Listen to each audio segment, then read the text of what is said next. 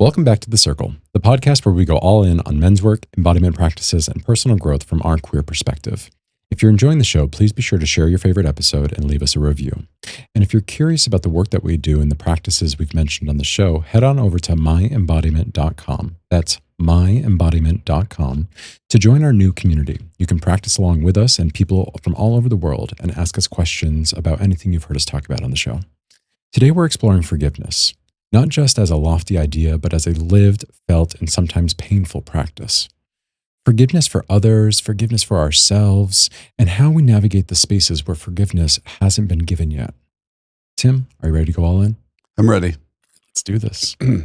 So, forgiveness is often defined as setting aside negative emotions and resentments. So I'm curious, what does forgiveness mean to you? Thank you for that question.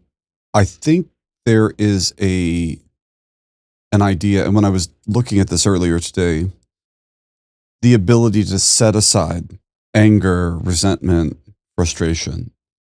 That hasn't really been my experience. It has a few times with forgiveness, moments when, with an understanding, I don't feel that way anymore. But more frequently, almost always, forgiveness isn't about me not being upset about something. It's not about me changing my opinion about what I think happened or my experience of it. And instead, it has become more of a reframe and understanding of a situation from a different perspective. So when I think about a situation that I found upsetting, I don't need, I'll give an example. My mom not coming to see a show when I thought she was coming to see it. I'm still sad that she didn't come to see the show. But forgiveness was about me kind of recognizing where she actually was and the humanity of her and her experience, and allowing that to change how I held it, how I engaged based on those things. So for me, forgiveness isn't this magic removal of anger or resentment or frustration, but rather a recognition of a bigger, broader picture from which I can make a more conscious choice. I think with forgiveness, when people are like, oh, you have to forgive, it feels like magical thinking. Oh, well, just forgive them. Like, don't be upset anymore. And I believe that forgiveness can really exist with some of the feelings still there. I'm still sad you didn't come. I still remember the moment or the feeling or the circumstance. But I've worked through a process, and so now I'm not going to punish you. I'm not going to, I'm going to see you in a softer light and still be able to connect with you and not let it become a hindrance to what could still be parts of our relationship. So if I'm hearing correctly, forgiveness, not forgetting. So it's I can be with the emotion that I'm being with. I can still hold it and hold on to it without it turning into a resentment. It's something that it's I'm not going to forget that thing happened. It's still a part of my life, still part of my experience, still part of my story. It did happen, but I'm not holding it with as much intensity as maybe I did because I brought in a other way to see it that has helped to maybe soften maybe some of the intense emotions that were coming around the event. Well, I like this question because I almost wanted to talk about forgetting. I don't adhere to the idea of forgive, don't forget. But that's mainly because I don't think I can choose that almost ever. I think about every time I've been through a breakup. Oh, if I could forget right now, if I could walk over and push the forget button, I would absolutely do it. And so with the idea of forgive, not forget, that sounds like a choice, but for me, that hasn't been my experience. The choice is, well, I can't forget. So I'm not remembering to keep you in line. Because people will say that sometimes, like, I'll forgive, but I'll never forget, right? Like they even made that joke on Drag Race. At one point, I think it was Pearl who made that joke. And it was funny, but I'm like, well, forgetting can be great if you can do it. But can someone tell me the recipe to how to forget something? And then the truth is, well, if it matters enough to me, I probably can't forget it. So I have to then engage in a process of working through forgiveness.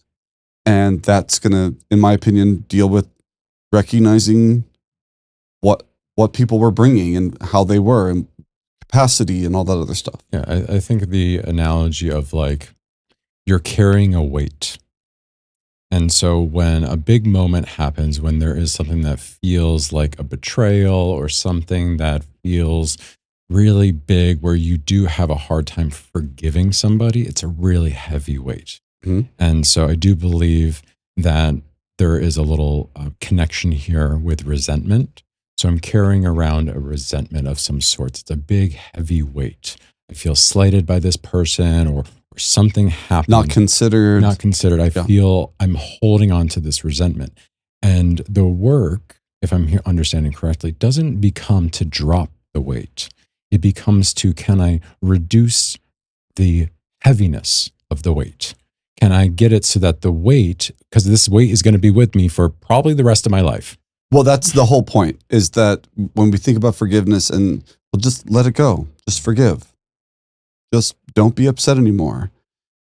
That to me is all really ridiculous. I've never had the experience in my life when something really mattered that I also felt like I had the opportunity to do that. And believe me, if that had been there, I would have taken it. So yeah, then in using your analogy, you're holding a weight. And now that's part of what I'm carrying. So I can either add on to that weight with, well, you should have done this and, blah, blah, or I can start to take, well, what was really happening? And then I think sometimes it's really heavy. It's a heavy weight because someone behaved badly. So forgiveness isn't about always getting closure. I think forgiveness is, okay, well, how can I see this in a way that allows me to move on as fully as I can and with the least amount of burden? Right? Because if the burden is preventing you from moving forward, then that thing has become too big, too important, too all-consuming in your life. It is becoming prohibitive.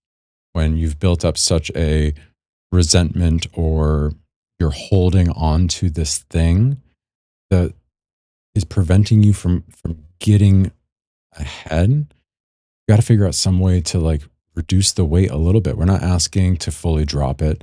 Like I'm walking around this life with like dragging a bunch of weights behind me. There's no doubt about that. Mm-hmm. There have been so many things in this life that yes, I've held resentments. I've had them. I've had those big intense things that I'm like, I will never forgive you for this slight.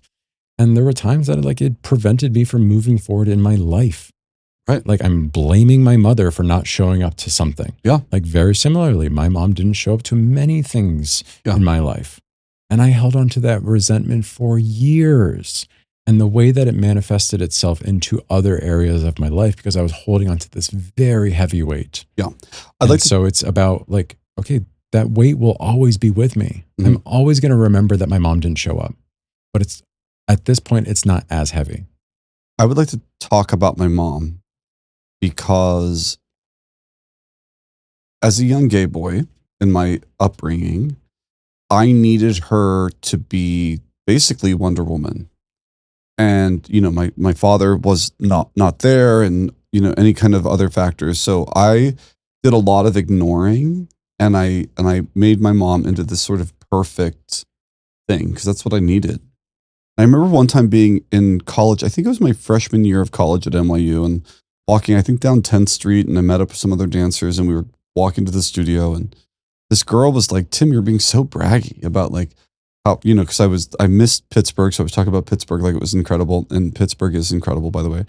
And I was talking about my mom and about how incredible she was, and she's like, oh, Pittsburgh's so perfect, and your mom's so perfect, it feels really braggy. And that was odd for me in that moment. But then as I started getting older and recognizing my mom as the actual human being that she was rather than the Wonder Woman I needed her to be in that moment, I feel as if I was able to love more fully. Now, the little gay boy in me needed a protector. And so I think me turning her into Wonder Woman in my mind was that. So I don't regret doing that. But then when I think about meeting her now and my relationship that I've had as an adult with her, I think it's important that I'm able to see her as the person she really was. And that means recognizing when she was wrong and then going through a process of forgiveness by seeing her as a human and trying to look at it from that perspective. Because the bottom line is she didn't show up in any number of ways. But she also did show up other times in other important ways. And, when we talk about this stuff with our parents, we're rarely like, oh, well, my mom came to every performance at the High School Musical. But she did. I mean, and we would do 2 weekends. I think it was Friday, Saturday, Sunday, both for 2 weekends in a row. Very exciting time for us if you're like a little musical theater nerd, which I absolutely was. And she came to every performance. That was great. Mm-hmm.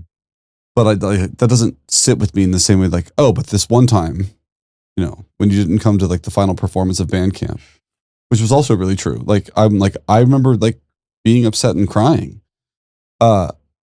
So it just helps to, okay, I'm starting, it allows me the possibility of full vision or fuller vision and experience of a person.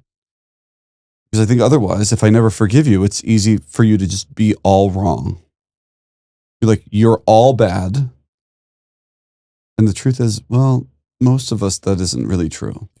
Thank you for sharing about your mother and about how there was such an evolution that happened with your understanding of who she was, who she needed to be at different parts in your life. Are you open to a clarifying question? I am open. When you started your story, you said that you were in New York bragging about how perfect your mother was. Mm-hmm.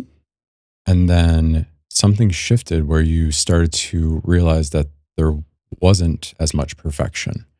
And so, like, did it reveal like hidden resentments? Like at that point of like bragging about like perfect Pittsburgh, perfect mother, like, did you truly believe that it was perfect? Or like, was there like a masking of a resentment that was somewhere?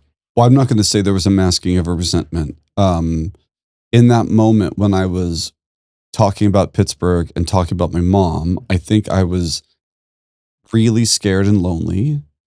And those were both things, people, places where I felt safe. And I generally felt not safe.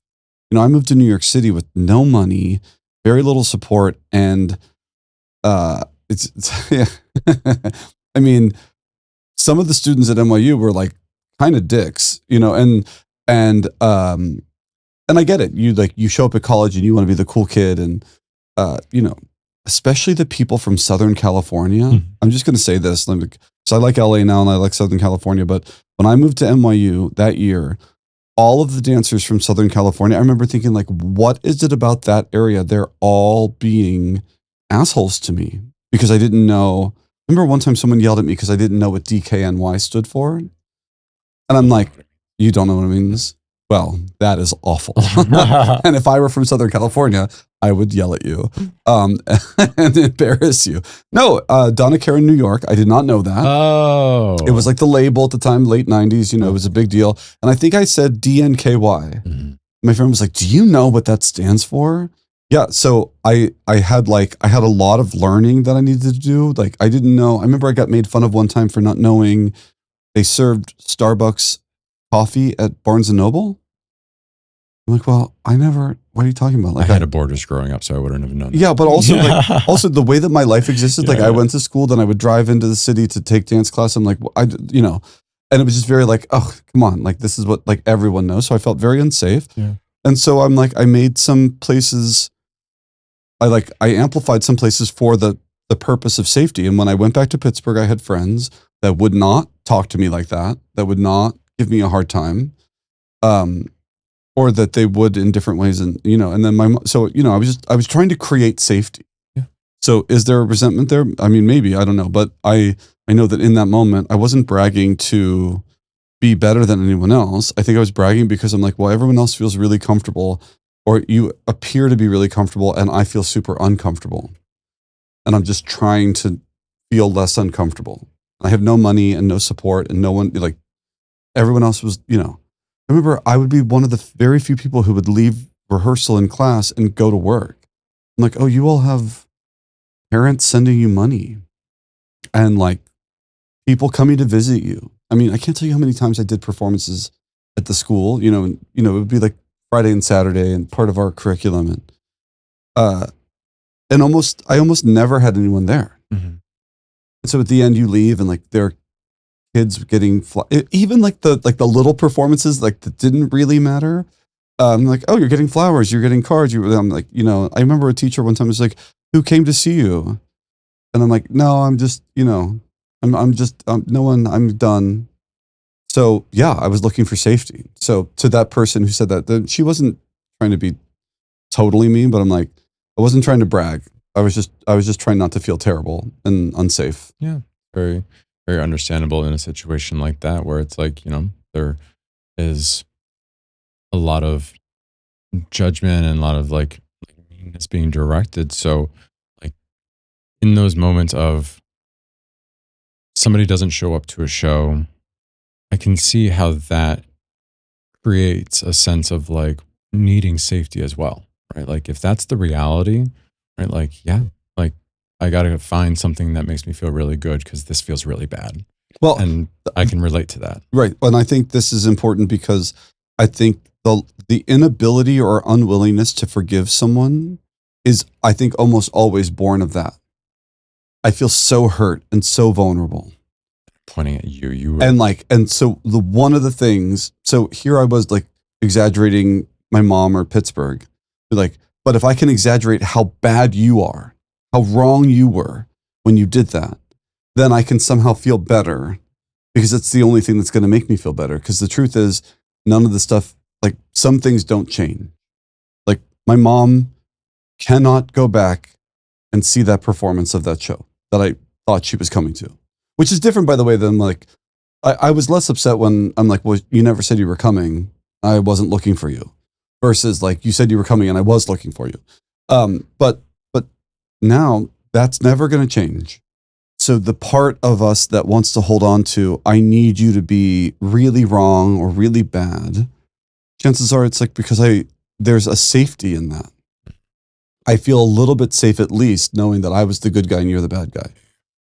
And is it okay to stay on that example? Sure. Right. Like, so in that case, did I hear correctly that like, if your mother's signed up to say like, I'm going to be there and she didn't, does that then make her the bad guy? Like you didn't uphold your commitment. So now I have a big feeling about that.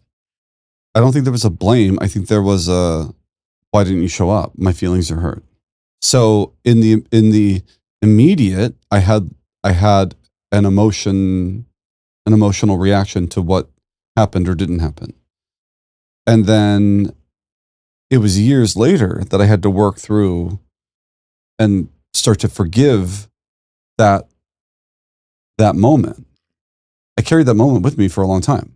So it wasn't about villainizing. It was just like, I have a really big hurt feeling that I'm carrying around. It's not that like, I think you're a bad person. It's that I feel bad. And like the forgiveness was like, can I forgive her, forgive myself? Like what was the forgiveness work that? Well, I mean, so I think we don't want to get stuck on a particular example because I do think there is value in forgiving someone from your perspective who was a bad actor, right? And that isn't, I think my mom was being a little bit complacent and non-responsive in some ways that I think matter.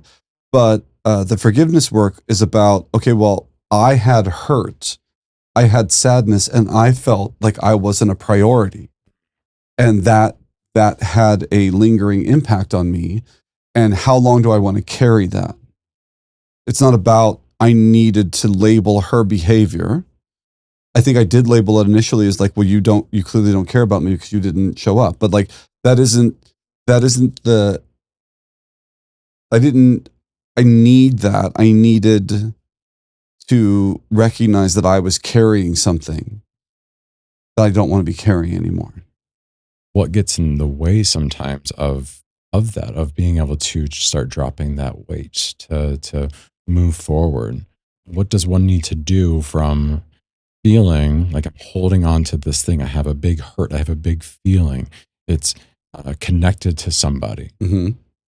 And I'm trying to let it go. I'm trying to reduce the weight of it, and I just can't. So what? I think it's beliefs. I think it's in that moment, I believed. So, okay, at the end of every band camp, there was a final show where the parents would come, or the guardians would come, they would watch the show, and then they would drive everyone home, and like band camp was over. And now we had this thing that we would continue to practice and rehearse, but and so for 2 years when I was in middle school, I drove up every summer with my mom to see my sister. And then for the 2 years that my sister and I were both in the band together, my mom would also come. So the first year that it was just me, my mom opted not to come. And so I remember thinking, well, I'm not important enough for you to come see just me. But Jen was important enough because you came to see just her. And I know because you dragged me with you. And so that was a belief connected to a feeling that I had. And I think it was valid because I saw you show up for someone else and you're not showing up for me. And then I had this whole feeling about it. I remember I started crying a little bit. I tried to hide it because I was in high school at the time, and but like, oh, I can't believe you're not here, right?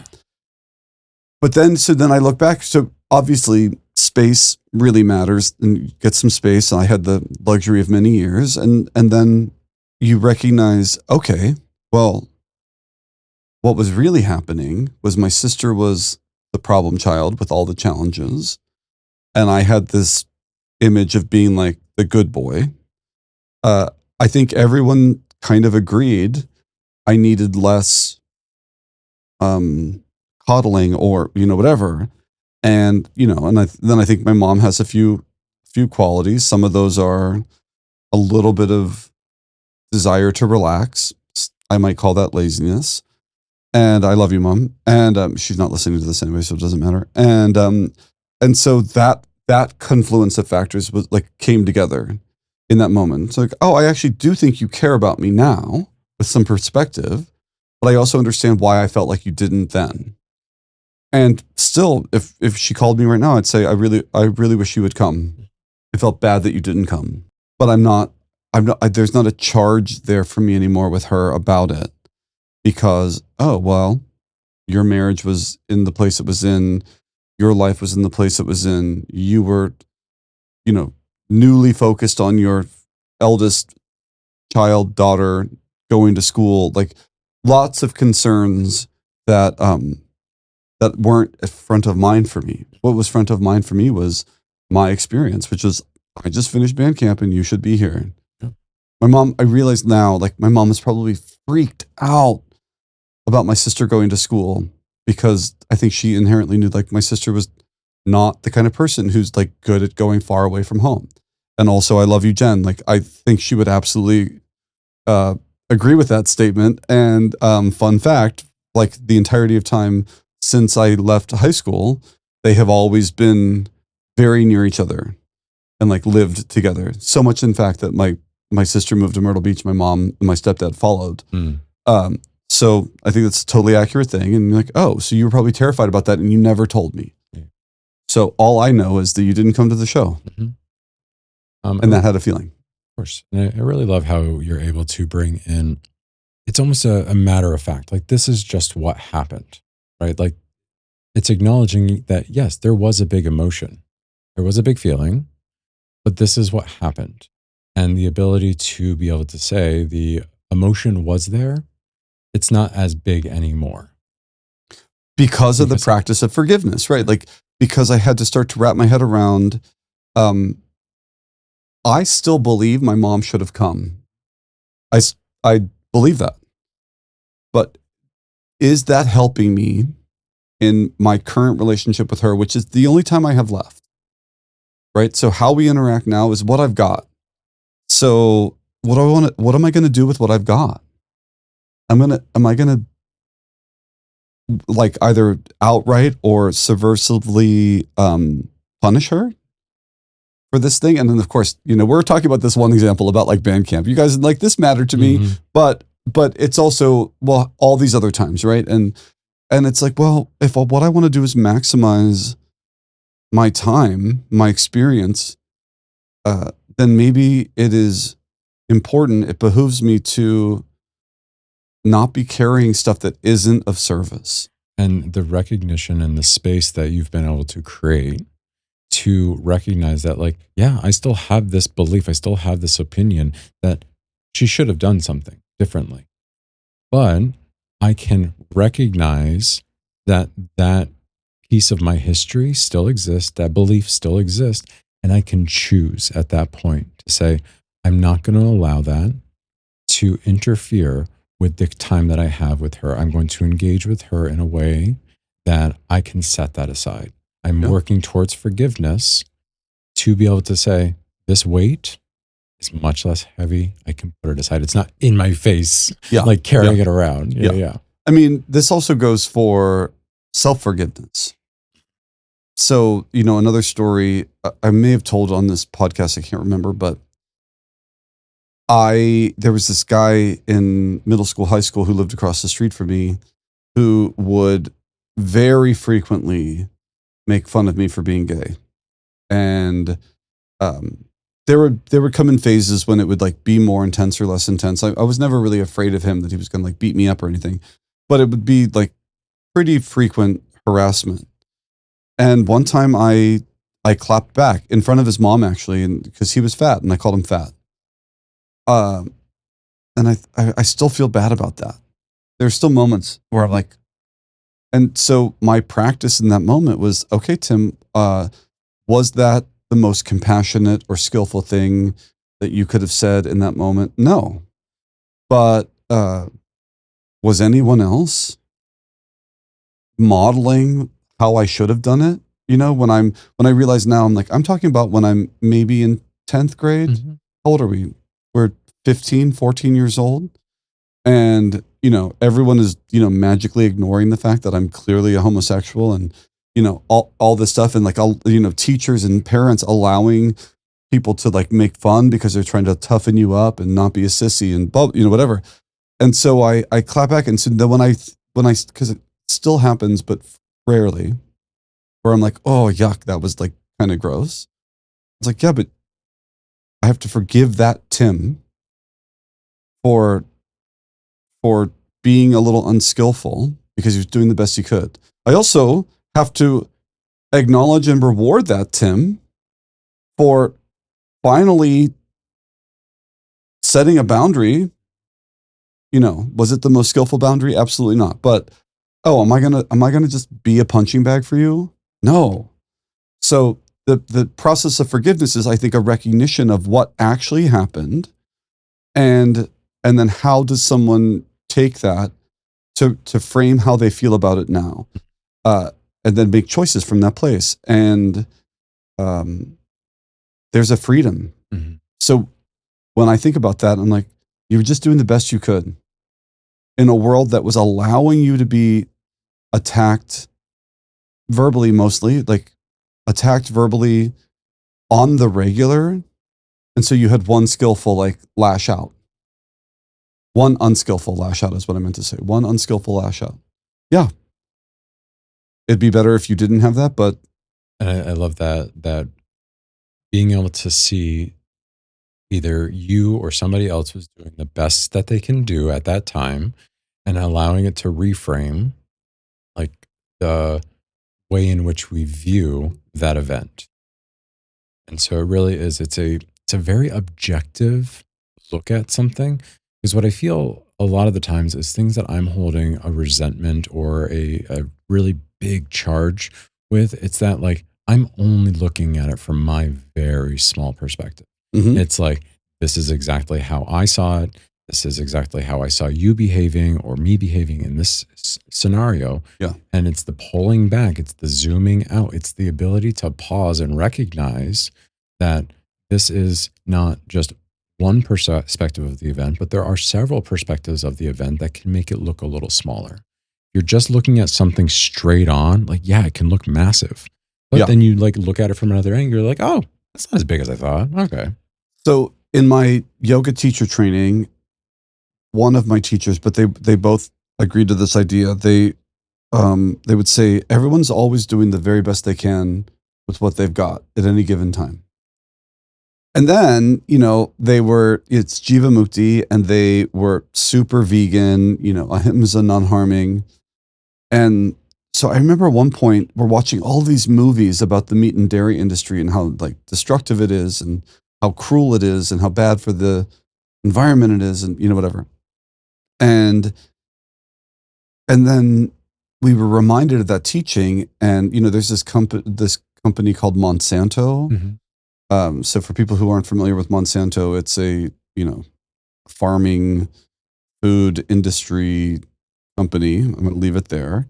That many who have strongly held beliefs would argue is not virtuous. Do you have anything to add to that? Anyway. So the idea that our teacher said, you have to remember that everyone's doing the best they can at any given time. And she said that will include the CEOs and the upper echelon of this company at Monsanto. And I remember pausing in that moment and thinking, oh, you're advocating compassion for a company that is at odds with with strongly held beliefs. Mm-hmm. And then I was like, okay, so if that's true and we're all doing the best we can at any given time, that doesn't mean we don't get punished for really bad behavior or that there aren't consequences to what we're doing. But can even the consideration of that being possible provide me with some space to consider something from a different perspective? And then I get to that place where I think about all the times I've done something that I wish had been better. Sometimes I wish I hadn't done that. Other times I wish I had done that more skillfully. I wish I had spoken up sooner. I wish I had said it, at all. And then you think, okay, well, I have made so many mistakes in my life, as have you, as have everyone, does that make me all bad?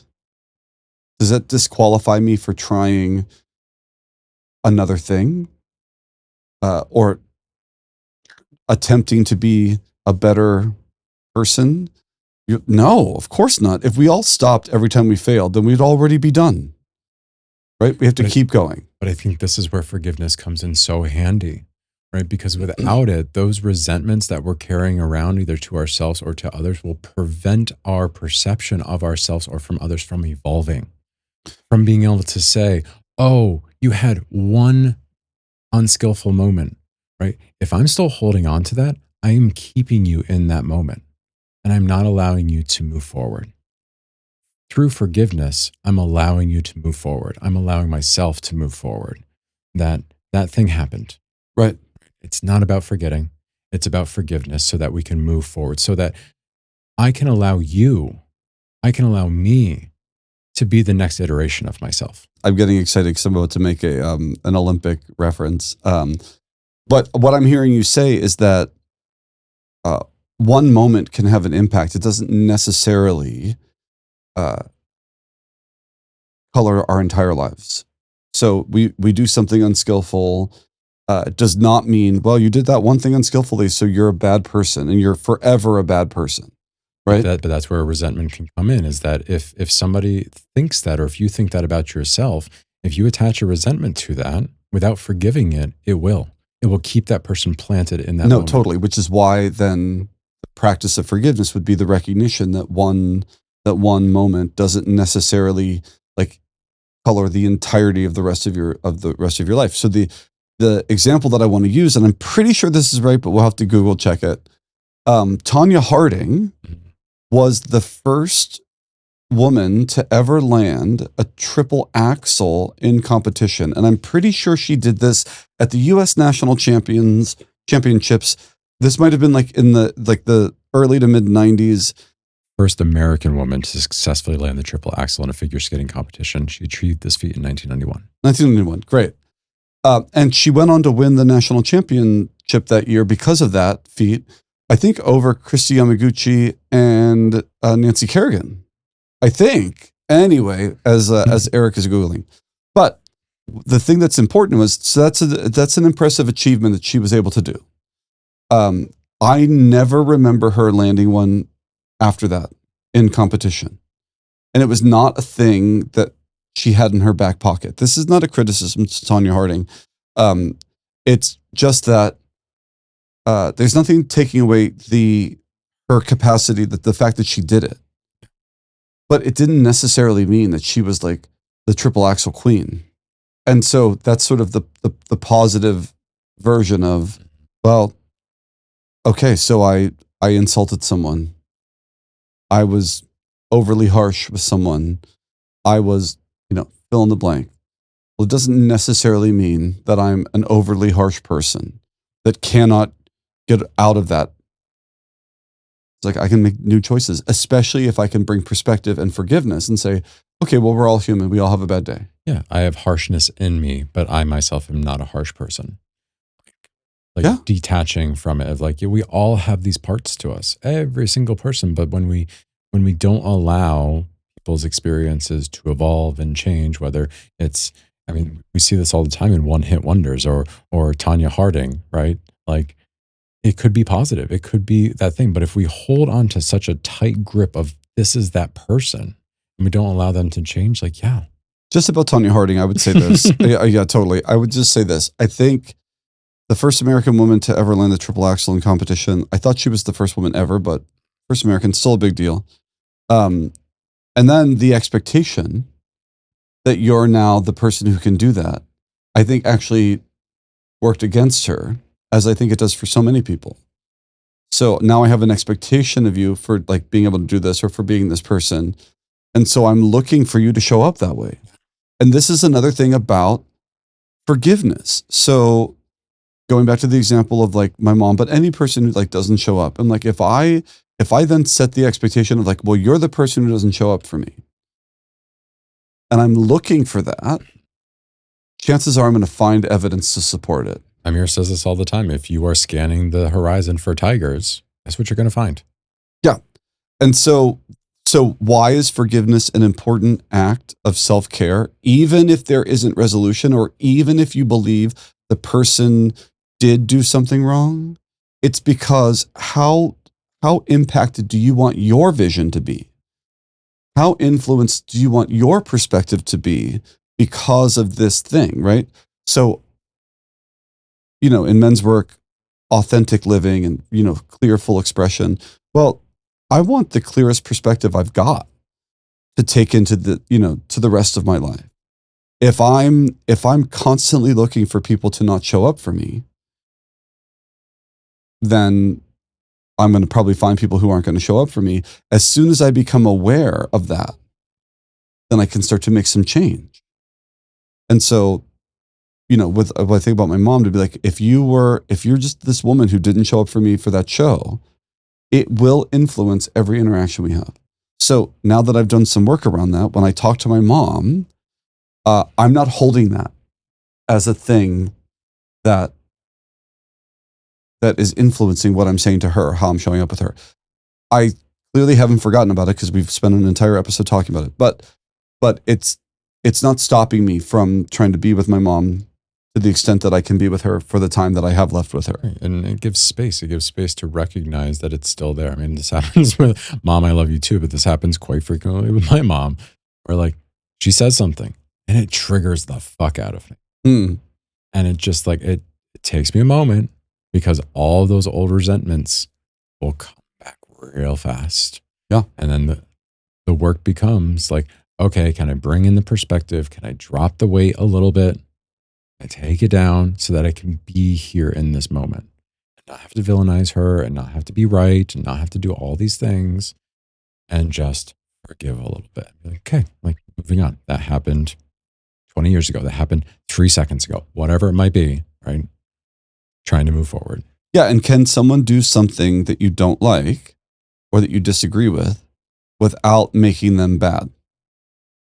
And I think that's a big thing right now because we haven't really been taught how to do that. And so it can be easy to get latched onto what I believe is right or what we should have done or, and this translates politically.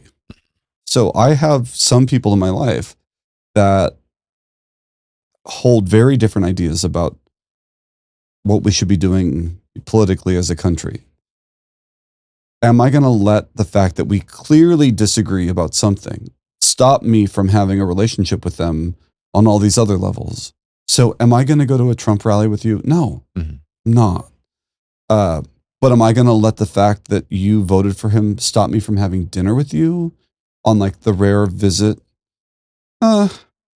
Maybe not. I mean, then there's a lot of factors. So like for people who are listening who have made that decision, that's fine too. But I also think chances are there's more there, right? I wouldn't give up a relationship with my mother over a Trump vote. To be clear, my mom did not vote at all.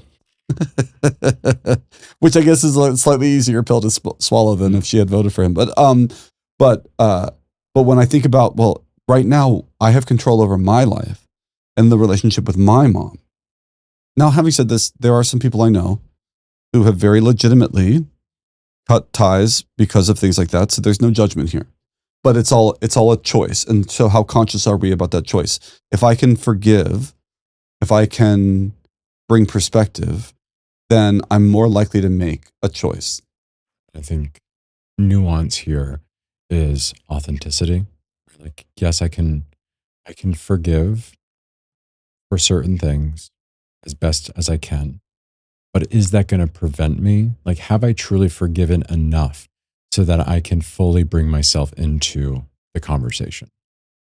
Can I have forgiven my mother enough that I can actually be there with her?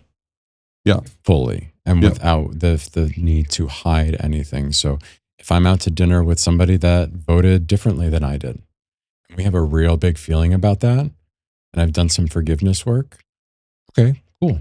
But am I stopping myself from being there in some capacity?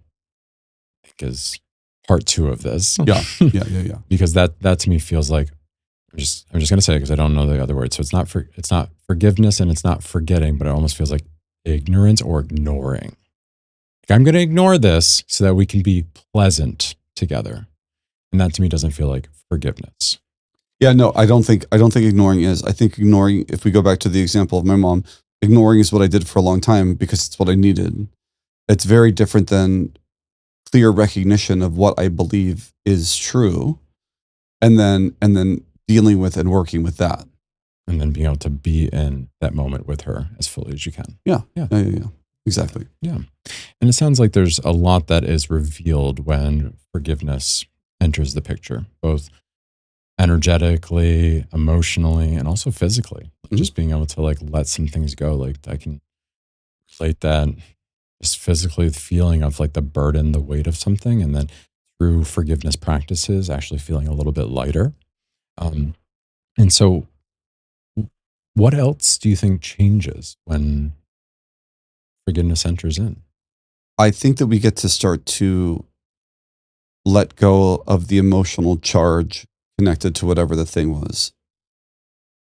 So I know that there have been moments in my life that I will probably always remember with some emotional charge. But how much control can that charge exert over me? I believe that starts to become softer and more manageable through that process. I was really hurt. I was really upset,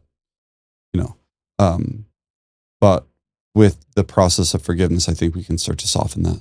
Remind me of one practice we did once that was a visualization around resentment clearing. And it was holding this person who we had a big charge against, and how there was this connection. There were these tethers, all of these tethers that this person had to me that prevented me from moving forward. And so the practice in that visualization became like putting up a shield almost, so that those tethers that were coming in didn't have such a strong attachment. But what I noticed was that, like, even though that shield goes up, they still want to come in. And sometimes they'll make their way through. And then it does become the practice of being like, okay, releasing it, like detaching it, because they don't go away. Yeah. Those big charges will always be there in some capacity. And I think sometimes we don't even realize that we also want them to stay. So if I'm connected to you because you've done something wrong to me, and I have a feeling about that, I'm still connected to you. And, I think a bolder but scarier choice is to say, well, am I willing to be completely disconnected? Am I willing to lose you? I think a lot of that is, why is it hard to forgive people? Well, because forgiveness would be potentially